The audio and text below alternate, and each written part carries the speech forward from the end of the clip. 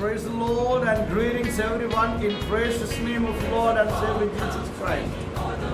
The Lord has added one more blessed day into our life. So let's give thanks to the Lord and be in His presence with prayerful attitude, so that the Lord might speak to us from His word as we study together from Epistle to Ephesians. We have been studying from chapter 1 verse 11 to 14. There we have been discussing that God is to be praised for His sharing work. Under that topic, we have divided those verses into three parts. The one is the place of God's sharing work. Second, the purpose of God's sharing work. And today we are going to see the promise of God's sharing work. When we are in Christ, we are in a place where we can enjoy a great blessing of God into our life. The Lord does that, in our life to glorify Himself through our life. That He does it to reveal His gifts to us in Christ Jesus. God's sharing work holds many blessings for. In this verse, Paul not only talking about the place of God's sharing work and the purpose of God's sharing work, but he also tells us that the promise of God's sharing work. Paul tells us about the work of the Holy Spirit in bringing us to Jesus Christ for salvation and in His work in our lives after we are saved. It is seen in His saving work. In verse 13, Paul says, in whom you also trusted after that you heard the word of truth. In this short statement, Paul talks about the way God saves sinners. I make no excuse or apologies for the way I believe regarding the election and predestination. But while I believe God in sovereign salvation, I also know that the man is responsible to believe on Jesus. Paul tells us that, we must trust in Jesus after having heard the word of truth, the gospel of our salvation. When the gospel is preached, the Holy Spirit opens the eye of the lost sinners and draws them to Jesus. When that sinner responds by looking to Jesus, by faith, salvation is the result. A person must believe the gospel. And what is the gospel? Here it is. For I deliver unto you first of all that which I also received, how that Christ died for our sins according to the scriptures, and that He was buried and He rose again the third day according to the scriptures. 1 Corinthians chapter 15 verses 3 and 4. Here it is again, for God so loved the world and that He gave us His only begotten Son, that whosoever believeth in Him should not perish but having everlasting life.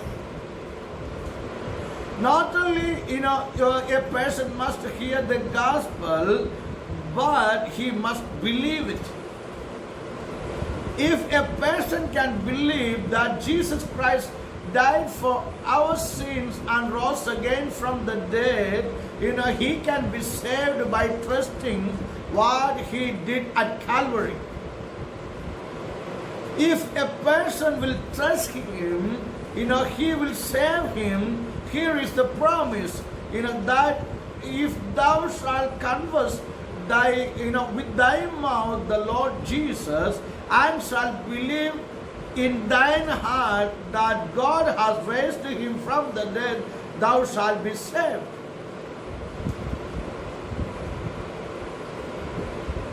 Now, it is seen in his sealing work. When a sinner believes in Jesus and is saved, verse 13, Paul says that they are sealed with the Holy Spirit of promise.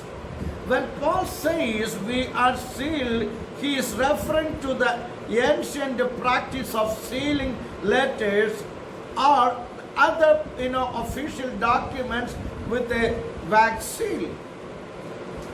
Hard wax was placed on the document, and a signet ring pressed into the wax. The sealed document carried the authority of a person who owned the seal. It signifies the security.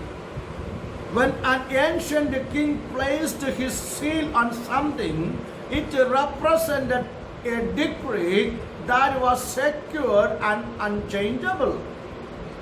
When Daniel was put into lion's den, a seal was placed on the door so that no one would dare to try to change his fate.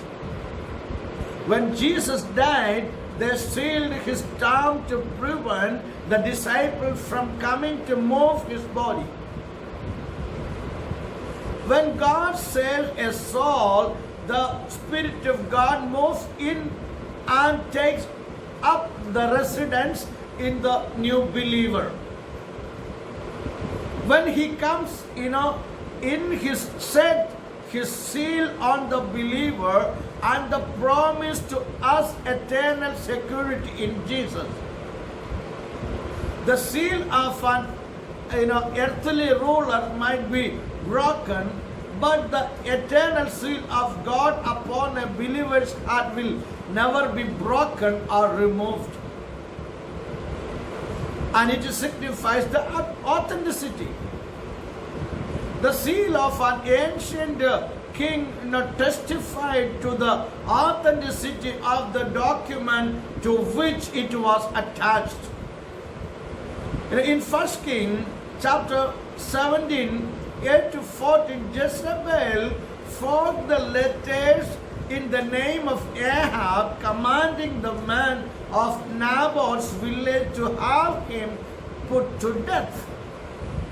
The letter was filled with lies, but since they bore king's seal, they were authentic and they were accepted and carried out by the elders of that village. When God saves a soul, the presence of the Holy Spirit in that life declares the authenticity of that believer.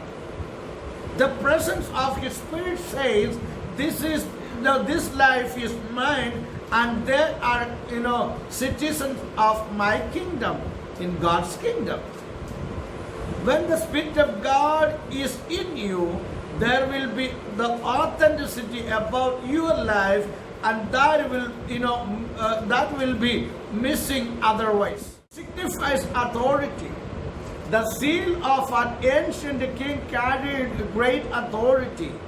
When the king made a decree and sealed it, it was unalterable.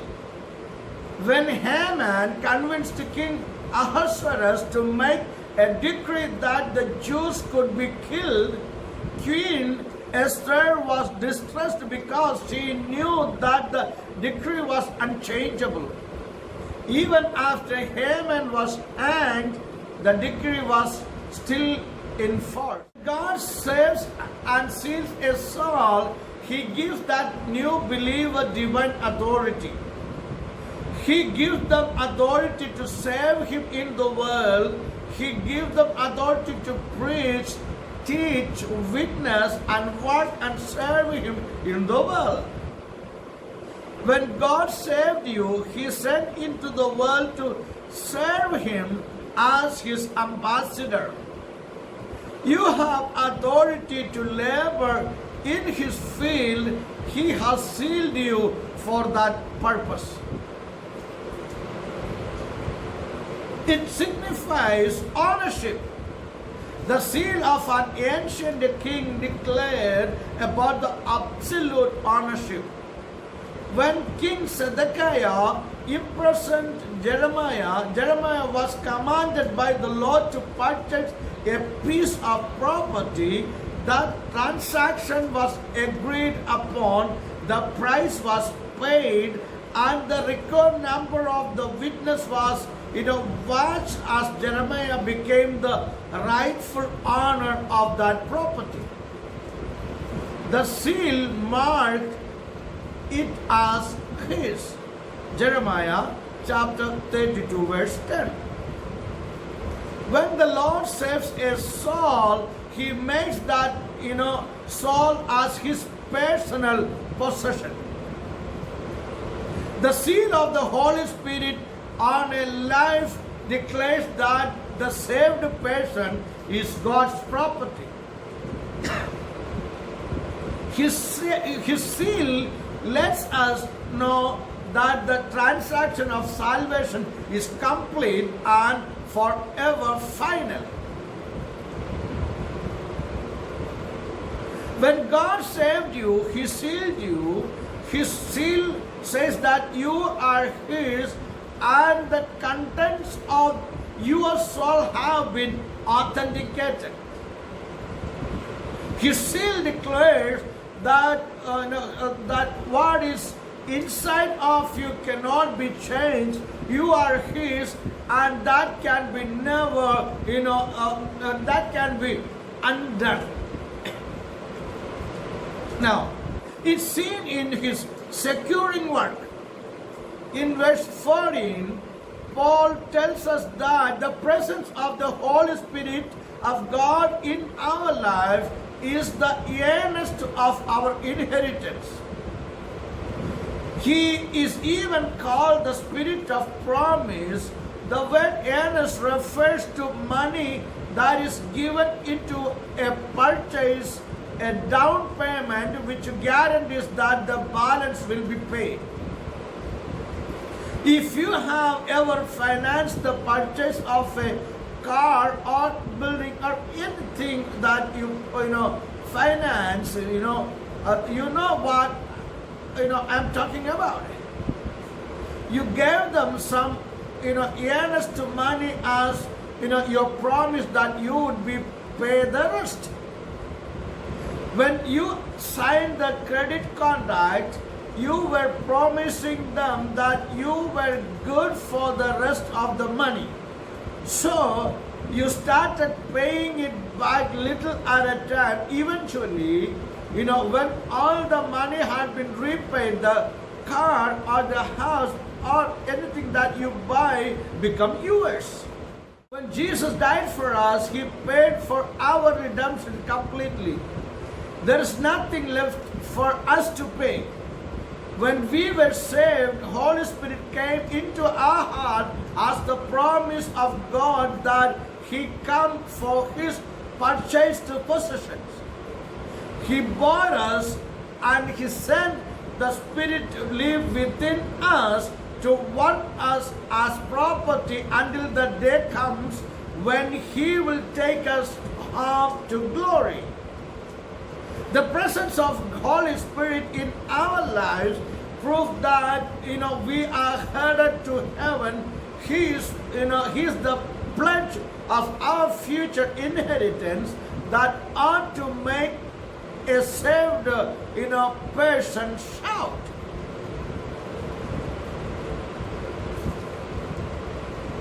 The word earnest has the idea of a guarantee. It is the same word used to speak of an engagement ring. When a man gives a woman an engagement ring, he is making the pledge to that woman. He is promising to be faithful to her, to love her, and he is promising that he will take her to himself someday. That is what the Spirit of the Lord promised us when He saves us. The promises the promises to be faithful to us, to love us, and that one day the one who purchased us to Himself will come for us to take to be with Him. That is the pledge, that is the guarantee we have in Christ Jesus. Do you remember when you were saved and you experienced the sweet sense that all was right with the Lord? Do you remember how the Holy Spirit of God has moved in your heart during the time of worship where you were overwhelmed with His presence? If you remember those kinds of experiences, take them and multiply them by 1,000,000, and you are beginning to get the picture of how the Holy Spirit will bless us in our glorified state. Right now, we are just getting a taste. When we arrive in heaven, we will enjoy entire meal. By the way, if all we are experiencing here is a taste of what is to come, can you imagine how wonderful it will be to experience everything God has for us? What will be the first few minutes of heaven be like? What will the first year or the first decade, the first 1,000,000 years of be like? This is just another reason for us to praise God for our salvation, for His grace and blessings. God has blessed us in Jesus Christ.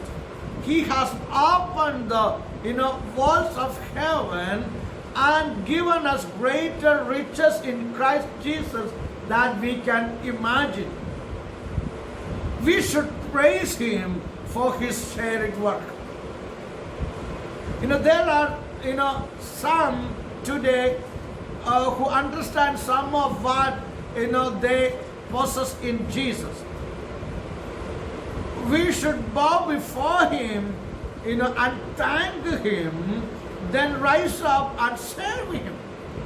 One day, you will give an account for taking the gift of God granted in our life. There are others who are just beginning to understand what they have. You should bow before Him to thank Him, and then you should rise up to serve Him. Being blessed by the Lord brings a great responsibility into our life. There are some here who have never trusted Jesus for salvation. You need to come to Jesus. You have heard the gospel. Now it is the time to believe and it be saved from your sins. Let us praise our God for His grace gifts He gives us in Christ Jesus. He's a wonderful Lord, and